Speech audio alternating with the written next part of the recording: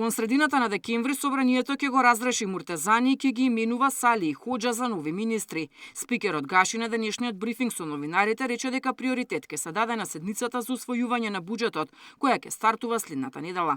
Дали Муртезани ќе го превземе амбасадорското место во Брисел, премиерот Мицкоски вели дека засега нема конечен став. Од новите министри очекува да работат посветено и во интерес на граѓаните.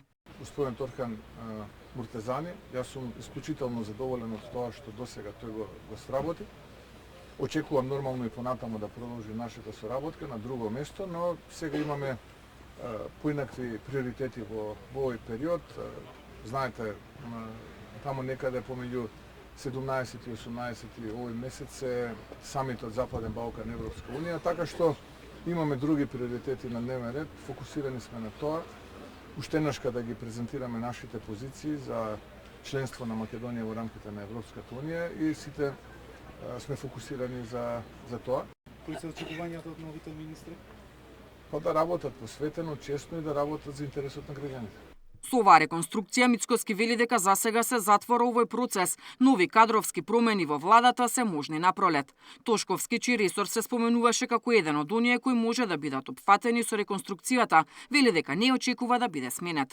Мислам дека премногу проекти опточно темелни во рамки на изминативе година дена кои што ќе треба да ги завршиме наредни години.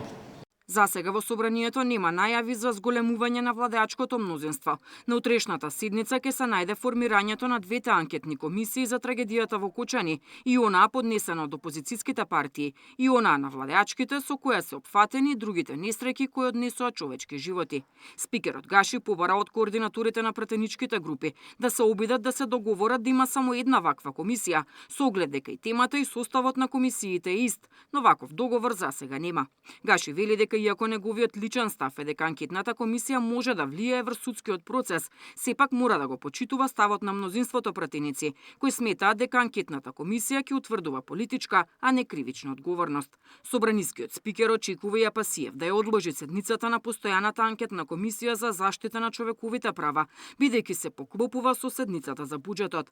На седницата се очекува да присуствуваат родителите и роднините на загинатите, поканети си Гаши, Мицкоски и Селјановска, но спикерот смета дека ниту тој, ниту некој од пратениците не сака да биде ставен во искушение да бира на која седница да присуствува.